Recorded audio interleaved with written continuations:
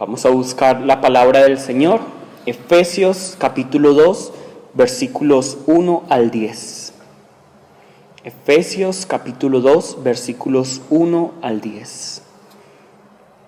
Vamos a leerlo juntos, vamos a leerlo lentamente y vamos a ponerle mucha atención.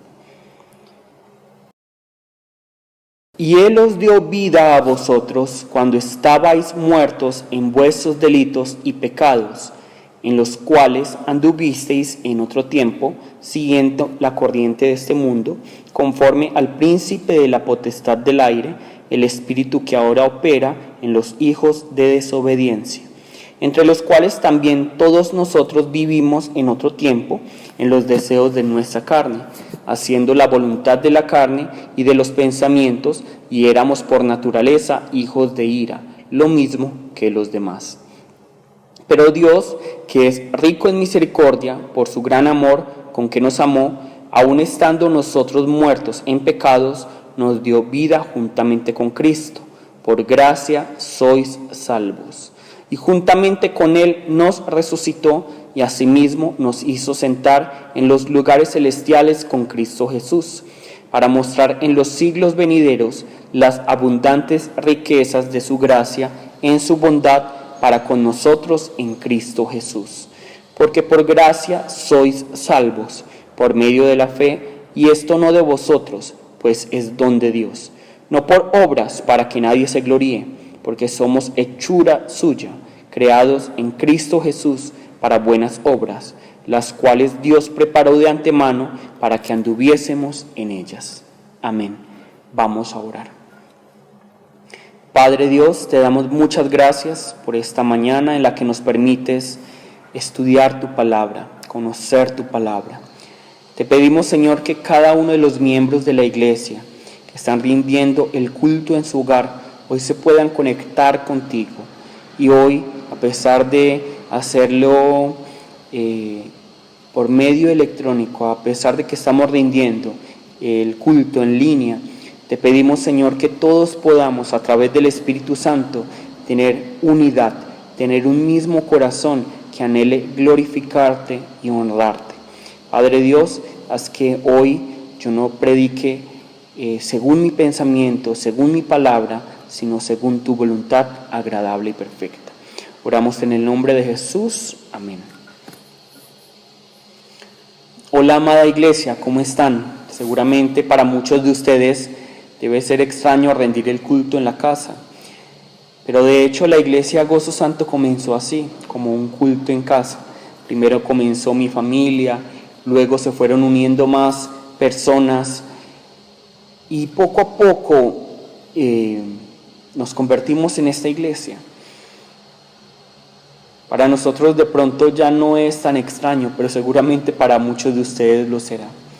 Pero sí les pido, como lo mostrábamos ahora, que sigan las indicaciones, que rindamos el culto en nuestro hogar, como si lo estuviéramos haciendo en la iglesia, porque realmente lo importante no es el lugar, sino a quién le estamos rindiendo el culto.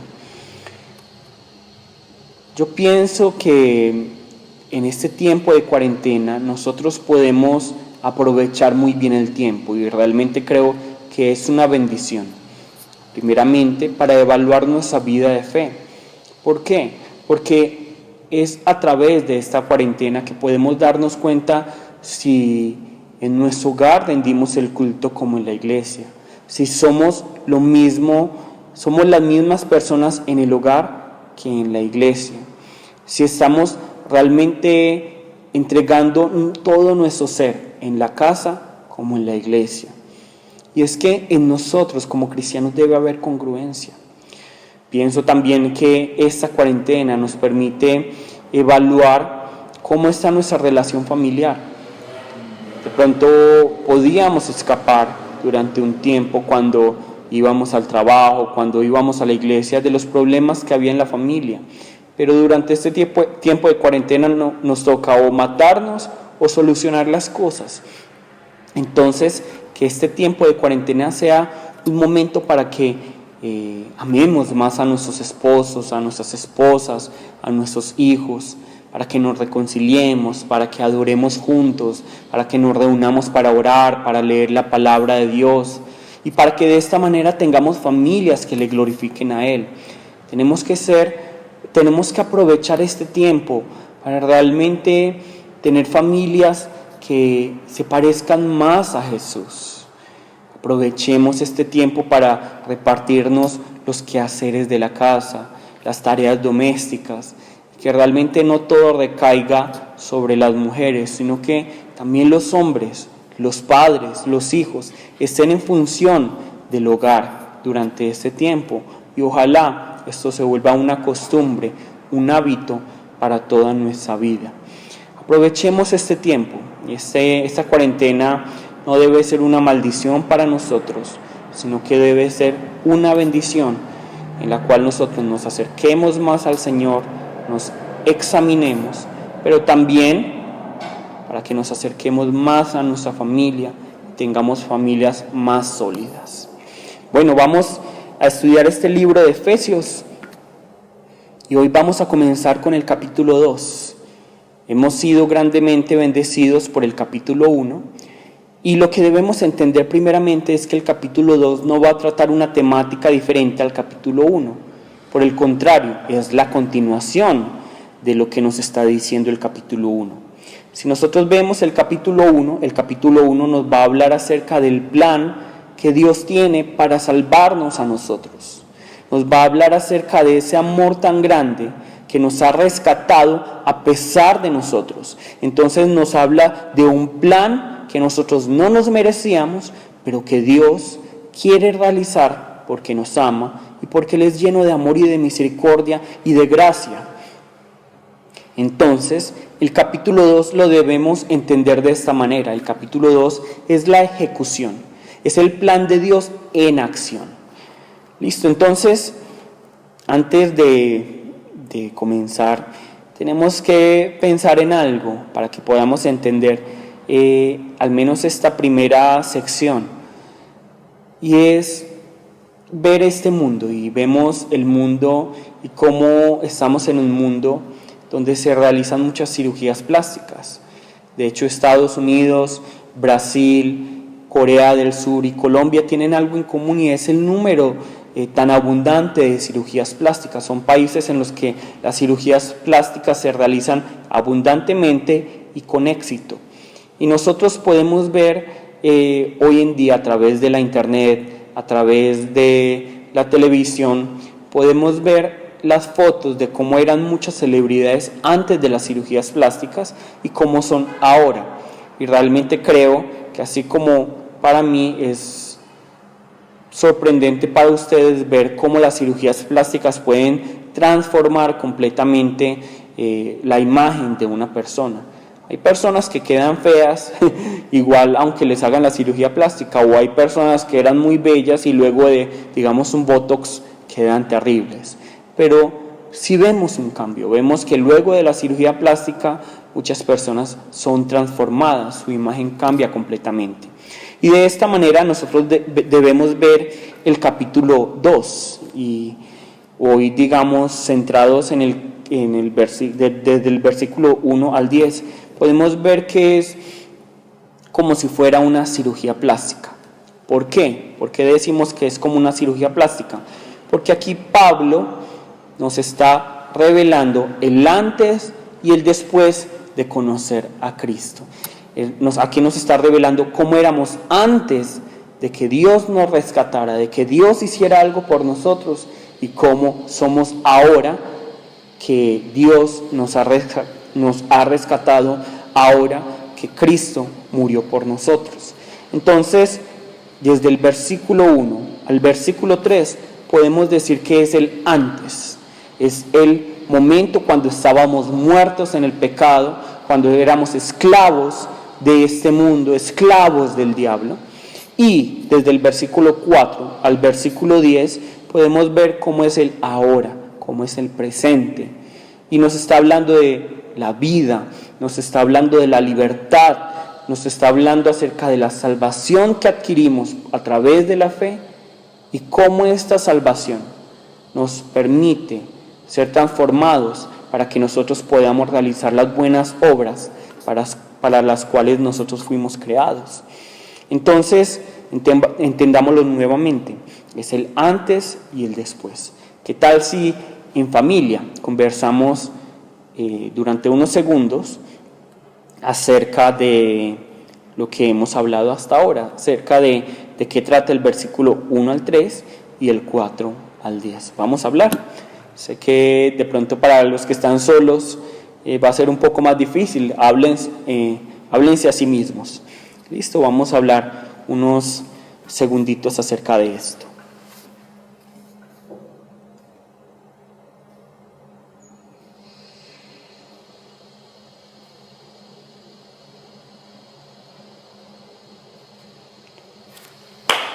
Listo.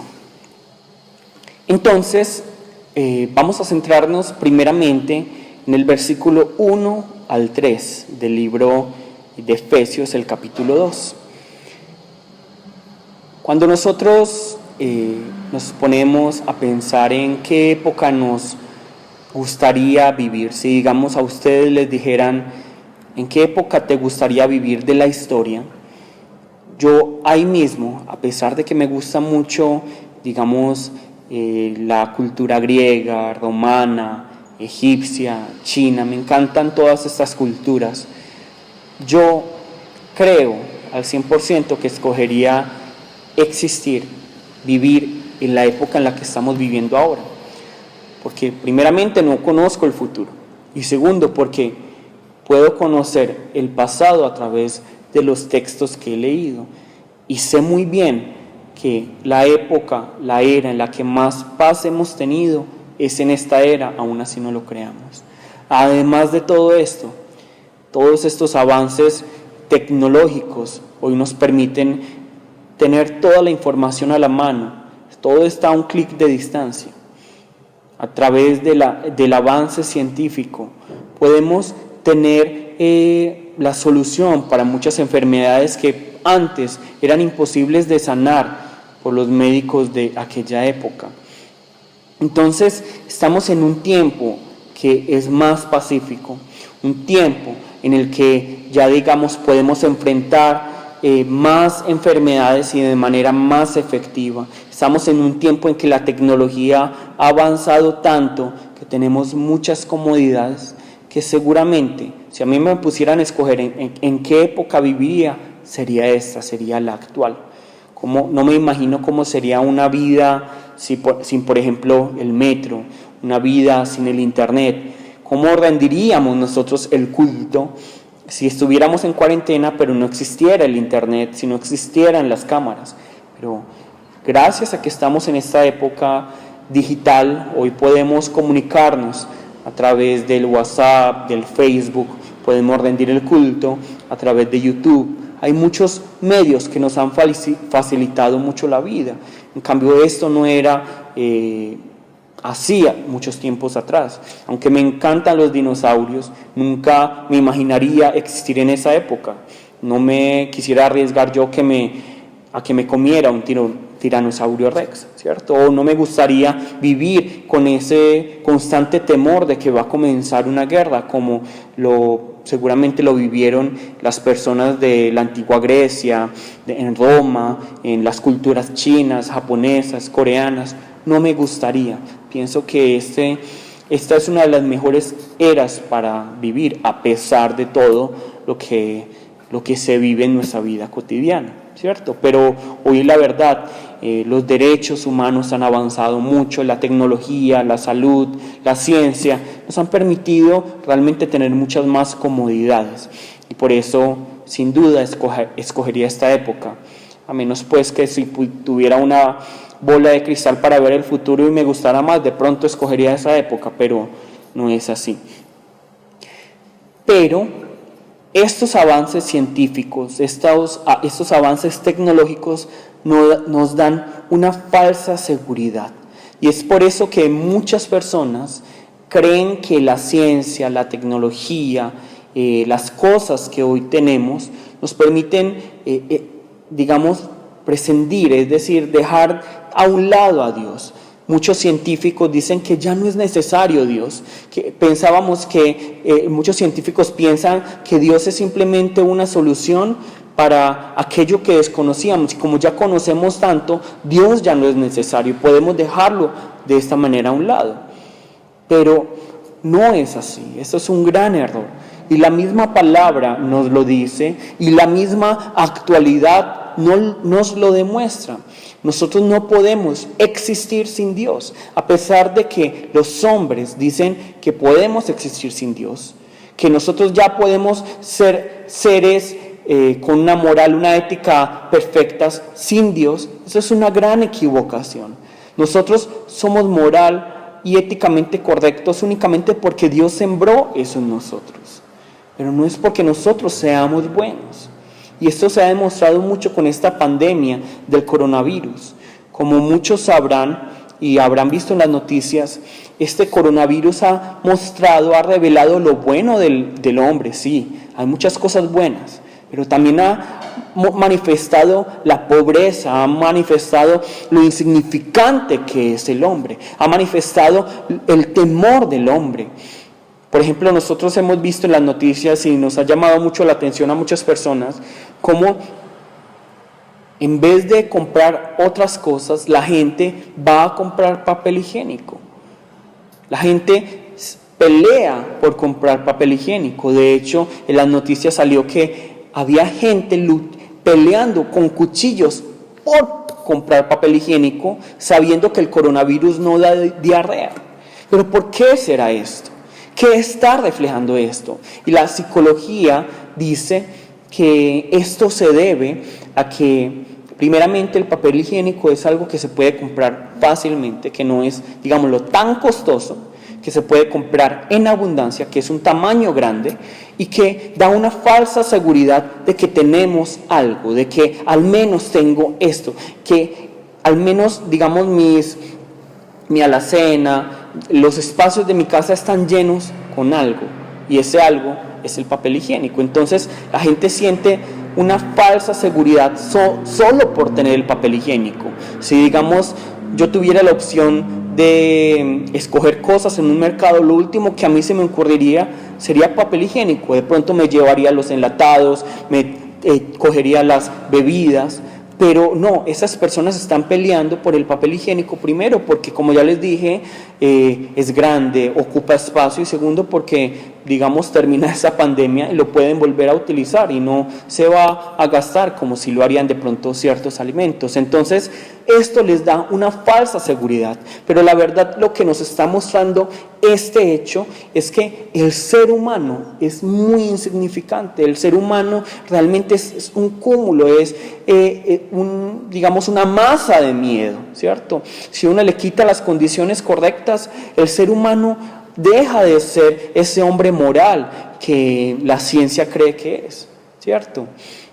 Nosotros vemos cómo la gente está peleando, la gente es egoísta, la gente realmente desprecia al que necesita, la gente está, digamos, vaciando todas esas estanterías de los supermercados, haciendo que otras personas que de pronto no tienen la capacidad de comprar tanto no puedan hacerlo. Entonces, sí, nos dicen que hay que tener una cuarentena, pero la gente que de pronto no tiene para, digamos, comprar para durante 15 días, digamos, o digamos este fin de semana, ¿qué pueden hacer ellos? ¿Qué pueden hacer? Entonces, tenemos que evaluarnos como humanidad. Y cuando yo me evalúo como humanidad, y realmente le agradezco al Señor permitirme ver cómo actúa el hombre en medio de una pandemia. Realmente le agradezco porque me permite ver que realmente sin Él no podemos existir, que sin Él no somos nada, que sin Él no somos buenos. Realmente le agradezco eso. Y nos tenemos que evaluar como humanidad y darnos cuenta que no somos tan buenos como pensábamos que éramos. Realmente esta pandemia, este coronavirus ha sacado lo bueno, sí. Hay cosas buenas y he visto personas que quieren ayudar, pero también ha sacado lo peor. Y nos ha demostrado que no podemos vivir por nosotros mismos, que somos egoístas, que somos insensibles, que somos realmente que tenemos miedo, un miedo que la ciencia, que la tecnología no pueden quitar, que todas esas inseguridades no las va a sanar un medicamento, una fluoxetina, no me va a quitar la depresión totalmente, no. Lo que necesitamos es a Dios. Claro, los medicamentos, la tecnología, la ciencia, el tenernos pueden dar seguridad, una falsa seguridad, y nos pueden ayudar en cierta manera. Claro, yo no estoy negando la necesidad de tener papel higiénico, pero lo primero que nos debemos dar cuenta es que sin Dios no podemos existir, y de esto nos está hablando la palabra. El versículo 1 al 3 nos está hablando de lo que somos, de lo que éramos nosotros. Éramos pecadores. Entonces la mayor pandemia, la mayor enfermedad no es el coronavirus, no es el ébola, no es, digamos, el SIDA, es el pecado. ¿Y de dónde nace este pecado? ¿De dónde nace esta pandemia?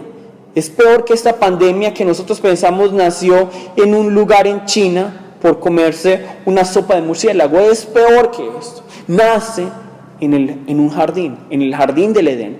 Y nace por un hombre que decidió desobedecer a Dios. Un hombre que no confió plenamente en Dios. Y esto nos tiene que llamar la atención. La peor pandemia, la que más le debemos tener temor, no es aquella que va a matar nuestro cuerpo, sino la pandemia que ya nos mató espiritualmente, que es el pecado. El pecado nos ha matado. El pecado es el motor que hoy nos tiene así, llenos de miedo, llenos de temor, llenos de inseguridades. En Estados Unidos, si es que no es una noticia falsa, se ha aumentado la venta y por ende la compra de armas. La gente tiene miedo de qué es lo que va a ocurrir. La gente ya no sabe qué hacer. Pero es porque no tienen a Dios, porque no saben ver el futuro.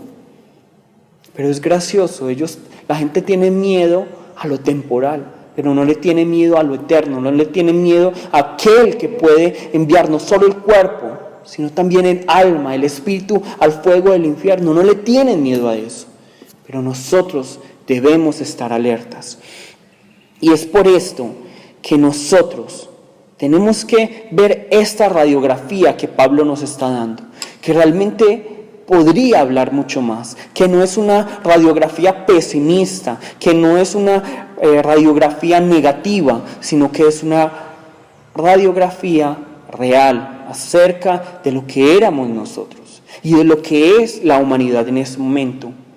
Nosotros vemos aquí, vamos al versículo 1 del capítulo 2, cuando estabais muertos en vuestros delitos y pecados. La palabra nos está diciendo que nosotros estábamos muertos, ahogándonos en nuestros delitos y en nuestros pecados. Estábamos muertos. ¿Y cuál es la característica de un muerto? Que no tiene vida, obviamente. Y como no tiene vida, no puede oponerse a lo que hagan con él. Es un objeto, por así decirlo. Cuando nosotros perdemos la vida somos un objeto. Nos ponen aquí, nos ponen allá y no podemos hacer nada. Si estamos muertos, somos simplemente un objeto. Y aunque nosotros estábamos, entre comillas, vivos, físicamente, espiritualmente estábamos muertos. Entonces, aquí ya el versículo 2 nos está diciendo, en los cuales anduvisteis en otro tiempo. Es decir, que como muertos, ¿qué es lo que hacía, qué es lo que pasaba con nosotros? El mundo, las circunstancias, el diablo, nuestra carne nos llevaban donde quisiéramos. Aquí cuando la palabra nos dice andar, nos está diciendo que nosotros vivíamos de esta manera. Y luego nos dice, siguiendo la corriente de este mundo, en los cuales anduvisteis en otro tiempo, siguiendo la corriente de este mundo. Nosotros seguíamos la corriente de este mundo porque queríamos. En parte sí y en parte no. En parte sí porque la carne así lo deseaba. Pero en parte no, porque estábamos muertos espiritualmente, pero como estábamos muertos espiritualmente no podíamos hacer nada. Éramos realmente como, digamos, una hoja, como un barco de papel que es llevado por el río. No podíamos hacer nada para luchar en contra de la corriente, éramos llevados por la corriente. de este mundo. Entonces, aquí Pablo nos está dando este diagnóstico. Estábamos muertos, ahogándonos en medio de nuestros delitos, de nuestras transgresiones, de nuestros pecados. Y aquí la palabra transgresión nos habla de pasarnos límites. Y aquí pecado nos habla de no dar en el blanco. Estábamos ahogados en la muerte, en los delitos, en las transgresiones, en el pecado. Y como estábamos muertos, el mundo hacía lo que quería con nosotros. Para donde iba la corriente, allí nosotros íbamos. ¿Y quién es el que maneja el mundo? Aquí la palabra es muy clara cuando nos dice el príncipe de la potestad del aire. ¿Y quién es el príncipe de la potestad del aire? El diablo. Entonces, como ya habíamos hablado anteriormente, Pablo nos habla de que hay factores externos y factores internos que nos hacen seguir la corriente de este mundo, que nos hacen pecar, que nos hacen ir en contra de Dios, que nos controlan. Los factores externos, ¿cuáles son? Primero, el mundo. Y segundo, el diablo. ¿Y cuál es el factor interno? La carne. Entonces, cuando hablamos de carne, obviamente no estamos hablando de este músculo, ¿cierto? No estamos hablando de un solomito, de una punta de anca, no. Estamos hablando de los deseos pecaminosos que hay en nosotros, en este caso. Estamos hablando de lo que nosotros como hombres que tienen una naturaleza pecaminosa anhelamos. Entonces, ¿cuáles son las influencias externas? Son el mundo y el diablo. ¿Y cuál es la influencia interna? La carne. Pero al final, ¿quién es el que, domina sobre mi carne? ¿Y quién es el que domina sobre el mundo? El diablo. Entonces, para resumirlo, el factor externo es el diablo. Y el diablo nos estimula para que nosotros deseemos caer. Y la verdad es que esta carne desea caer. Esta carne desea pecar. ¿Por qué? Por esa naturaleza pecaminosa. Ahora, es importante que entendamos que los deseos del cuerpo no son malos. Lo que pasa es que el diablo y la naturaleza pecaminosa que está en nosotros por causa de Adán tergiversan los deseos que hacen parte de nuestro cuerpo. Por ejemplo, la sexualidad, el comer, el querer dormir, no son malos.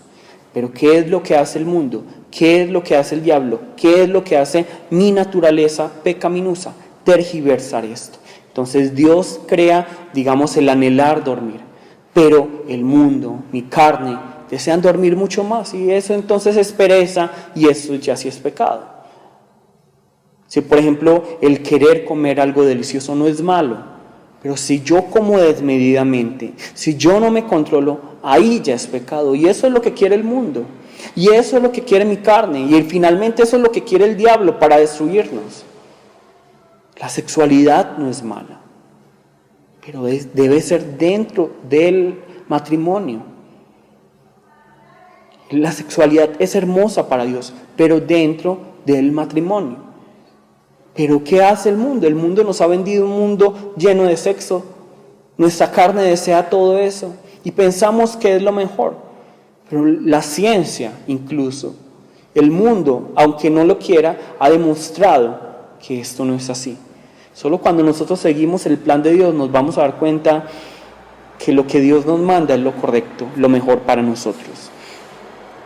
Entonces, nosotros debemos entender esto. Aquí Pablo nos está dando esta radiografía que nos está diciendo, nosotros estamos muertos.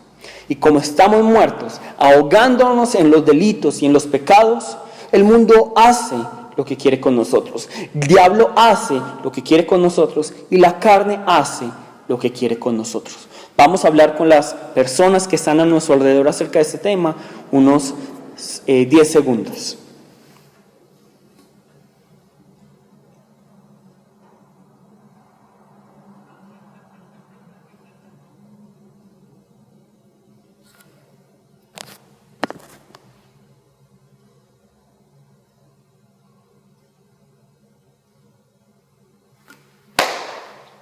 Listo. Entonces, aquí, si de pronto alguien quiere seguir hablando, puede pausar un momento el video. No hay problema con eso. Pero lo que nosotros debemos entender entonces, aquí tenemos el antes. Pablo nos está dando una radiografía de cuál es el antes de nosotros. ¿Y cuál es el antes? Estábamos muertos, ahogados en el pecado, ahogados en nuestros delitos, ahogados en nuestras transgresiones. Y como estábamos muertos, así como un muerto no puede hacer nada, no puede oponerse, éramos llevados según la corriente de este mundo. Y este mundo es controlado ¿por quién? Por el diablo.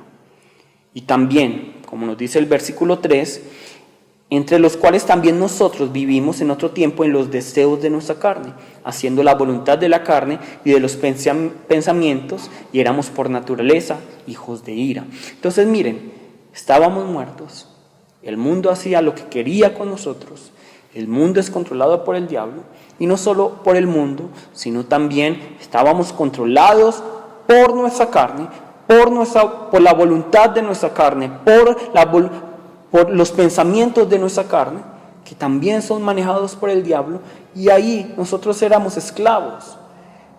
Pensábamos que éramos libres, pero la verdad es que éramos esclavos. Nosotros vemos la sociedad hoy en día, la gente es esclava. Es totalmente esclava. Nosotros vemos, si el mundo les dice, compren este celular, la gente va como borregos a comprar ese celular. Si el mundo les dice, hagan esto, la gente va. Si el mundo dice, hagan aquello, la gente va. Eso es lo que está pasando en el mundo. Y este espíritu que nos controlaba a nosotros, ¿cierto? Esta actitud, porque aquí cuando vemos este espíritu que opera en los hijos, no se refiere al diablo, sino a la actitud. Esta actitud que opera en los hijos de desobediencia, es decir, en los hijos de desobediencia son aquellos que están fuera de Cristo. Operaba también en nosotros. Este espíritu operaba en nosotros, esta actitud operaba en nosotros. Y nos hacía seguir la corriente de este mundo, nos hacía seguir los deseos de la carne, que finalmente están controlados ¿por quién? Por el diablo. Y tenemos que ser claros con esto y hacer énfasis en esto. El diablo es real, el diablo existe. Y si nosotros quitamos de la ecuación el diablo, entonces estamos negando lo que nos dice la palabra. Pero es lamentable ver muchas predicaciones donde no se menciona el diablo como un factor importante, pero el diablo es quien controla el mundo y el diablo es quien controla nuestra carne. Y es por esta naturaleza y es por estar muertos que nosotros éramos hijos de ira. Es decir, nosotros éramos objeto, nosotros éramos el target, nosotros éramos, digamos, el destino de la ira de Dios. Y en este momento el mundo es destino de la ira de Dios. Y esto nos tiene que llamar la atención, porque sí tenemos que evangelizar más. Listo. Sin embargo, Pablo no termina aquí, sino que une esa imagen de nuestro antes con la imagen del ahora nuestro, porque tenemos a Cristo. Y lo une a través de la frase, una de las frases más hermosas que puede existir en la palabra de Dios. Pero Dios.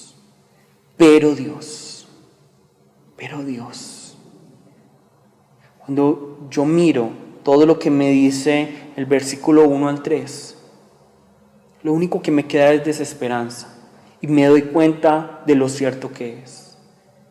Ya lo hablamos, pero no sobra repetirlo. El coronavirus ha sacado lo peor de la humanidad. Antes pensábamos que estábamos bien, que éramos muy solidarios, que éramos bondadosos, nobles. Pero la verdad es que el coronavirus ha sacado lo terrible. Ver cómo somos tan egoístas, tan insensibles.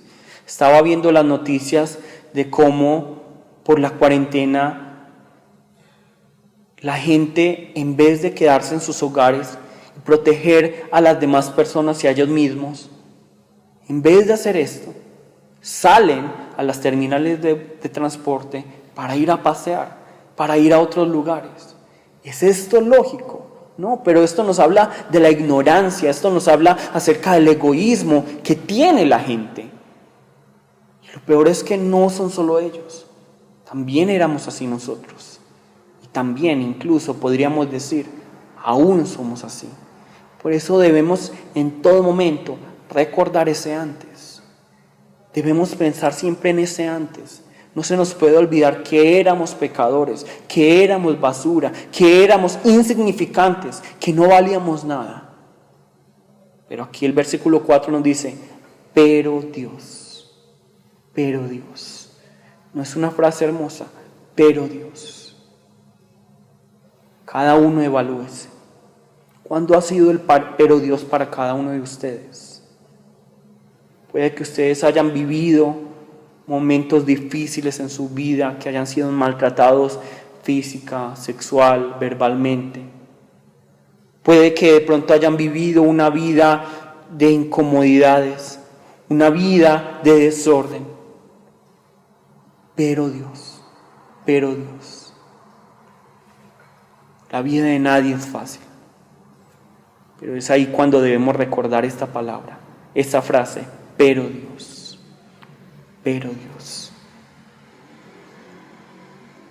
Creo que esa es la frase que une todo, pero Dios. Porque miren cómo es Pablo. Pablo repite una frase que nos mortifica cada vez más. Nos dice, es que ustedes son pecadores, es que yo soy pecador, es que tú eres pecador. Nos repite esta frase y miren cómo esta frase hace parte del antes y del después de nuestra imagen. Vamos a buscar el versículo 1. Dice, cuando estabais muertos en vuestros delitos y pecados. Y luego vemos en el versículo 5, el versículo 1 es en el antes, en nuestra imagen antes. Y el versículo 5 nos dice, aún estando nosotros muertos en pecados. Es decir, Pablo está repitiendo, miren, es que ustedes eran pecadores, estaban muertos, ustedes eran controlados por el diablo a través del mundo y de la carne, ustedes eran esto. Pero Dios,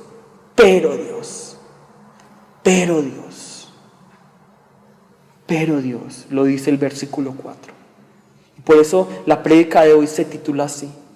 Y ojalá durante toda su vida recuerden ese pero Dios. No importa lo que estén viviendo, no importa lo que vayan a vivir, pero Dios, que es rico en misericordia, nos dice aquí el versículo 4, por su gran amor con que nos amó, aun estando nosotros muertos en pecados, nos dio vida juntamente con Cristo. Amén. Qué hermosura, ¿no? Qué hermoso. Hoy podríamos terminar la predicación de esta manera, hablando solo de lo que, con ese pero Dios. Y es que ese pero Dios lo cambia todo.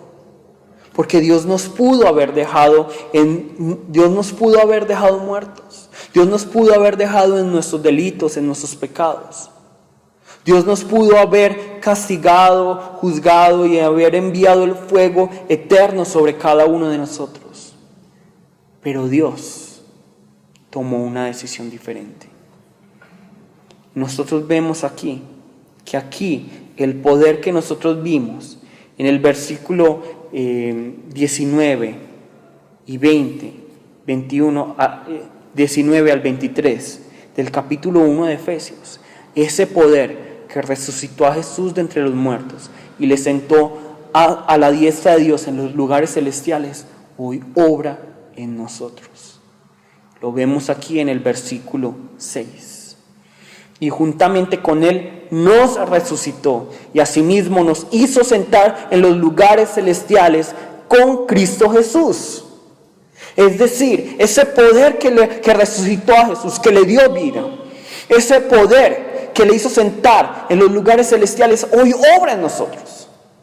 Y por ese poder, hoy con Cristo somos resucitados, con Cristo tenemos vida y con Cristo nos sentamos en los lugares celestiales. Tenemos esta promesa. Es porque Dios lo hizo todo. Y es por eso tan importante recordar que nosotros aquí Estamos en una posición totalmente pasiva. Dios es el que está obrando. Nosotros nunca hubiéramos buscado a Dios por nosotros mismos. Y si hubiéramos buscado a algún Dios, no hubiéramos buscado al Dios justo y verdadero, como lo hacen muchas religiones. Hubiéramos buscado a un Dios que se acomode a nuestra comodidad, que se acomode a lo que nosotros anhelemos. Pero no, Dios en su misericordia nos llamó, nos rescató, nos salvó. Y no solo esto, nos resucitó, nos hizo sentarnos en los lugares celestiales con Cristo Jesús, a pesar de que no nos lo merecíamos. No nos merecíamos este amor y a pesar de todo esto, Dios lo hizo. ¿Y para qué lo hace? ¿Para qué hace Dios todo esto? La palabra nos dice, para mostrar en los siglos venideros las abundantes riquezas de su gracia en su bondad para con nosotros en Cristo Jesús. Para mostrar la riqueza de su gracia. Qué tan hermoso es esto. El Señor nos rescata, como ya habíamos hablado antes. El Señor nos salva y en algún momento Él va a decir, ay Ángel, mira lo que hice con esta persona. Me siento muy orgulloso. Vean mi multiforme sabiduría, vean mi gracia. Nosotros vamos a ser usados por Dios para que Él, digámoslo de esta manera, se enorgullezca, se enaltezca a sí mismo para decir, miren, esta es mi gracia, este es mi amor, esta es mi gloria, esta es mi sabiduría. ¿No quieren ser ustedes instrumentos para que Dios sea glorificado? Entonces, recordemos esto. ¿Cómo podemos realmente ser parte de este plan, de este juego de Dios, como hablábamos en el estudio de las parábolas? Reconociendo primeramente esto que nos dice el versículo 8, porque por gracia sois salvos por medio de la fe, y esto no de vosotros, pues es don de Dios, no por obras, para que nadie se gloríe. Empecemos a creer que es por fe. Empecemos a recibir esa salvación por fe. Muchos se alejan de la iglesia. Muchos se apartan de la iglesia, no quieren venir al culto porque se sienten culpables. Y eso lo único que está demostrando es que no tienen fe, que creen que van a ser salvos por las obras. Pero no. Participen del servicio al Señor, de la adoración. Tengan fe. La fe es por el oír. La fe viene por el Señor. Tengan fe. Cuando tengan fe, recibirán la salvación que es por la gracia. Y es esta salvación la que hará que nosotros, como hechura de Dios, como creados en Cristo Jesús, podamos realizar las buenas obras y andemos en esas buenas obras. Recordemos, las obras no nos salvan, pero son la manifestación de nuestra salvación. Entonces, que realmente la palabra hoy nos rete. Ya tenemos esta imagen de nuestro antes, ya tenemos esta imagen de nuestro después. Vemos que nuestro antes era caótico, vemos que nuestro antes era de egoísmo, de insensibilidad, de pobreza, de maldad completa. Éramos peor que la basura. Pero Dios nos ha hecho diferentes. Pero Dios fue el que nos rescató, no por nosotros, sino por su gracia, por su amor, por su misericordia. Tengamos fe en esto. En este tiempo, que nosotros podamos manifestar buenas obras como iglesia. Que nosotros podamos manifestar esas buenas obras del Señor.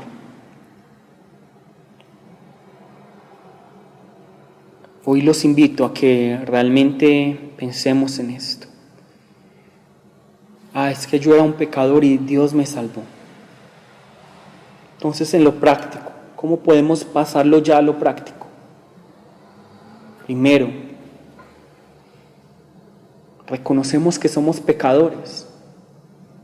reconocemos de dónde salimos. Porque si reconocemos de dónde salimos, no vamos a tratar a Dios como lo tratamos en este momento, como si no fuera nada. Cumpliríamos nuestra palabra, protegeríamos más la iglesia. Reconocemos que éramos pecadores, que no valíamos nada. Eso es lo primero. Y segundo, nos está diciendo aquí la palabra, reconocemos que la salvación es por fe, que la salvación es algo completamente pasivo en nosotros, pero activo por parte de Dios. Es decir, que Él lo hizo todo. Reconocemos esto. Tercero, tenemos estas buenas obras. ¿Cómo sé que yo tengo salvación? A través de las buenas obras. Y cuarto, reconozco yo esto en el otro. Porque yo no trato a las demás personas como si nada. Porque primeramente yo reconozco que yo soy pecador.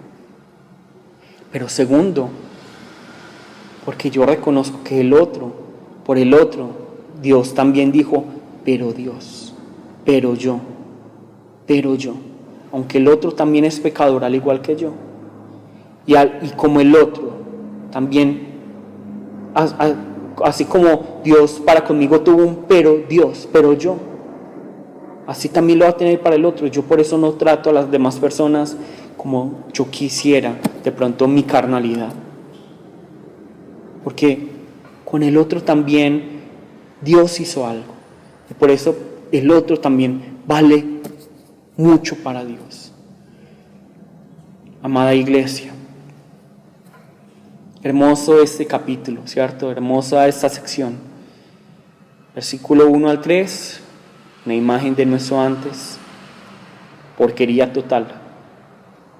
Y esto no es pesimismo, no es fatalismo, es la realidad. Porquería total.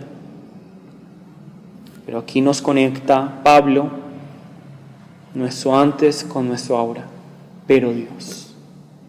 Y con este pero Dios, toda nuestra vida cambia.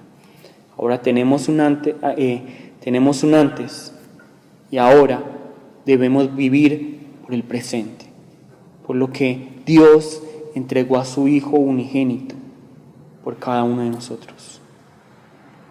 Amados hermanos, los invito a que cada uno en su hogar, en este momento, vamos a cerrar nuestros ojos, a orar y vamos a pedirle al Señor que nos permita reconocer primeramente que somos pecadores, que nos permita reconocer nuestra maldad.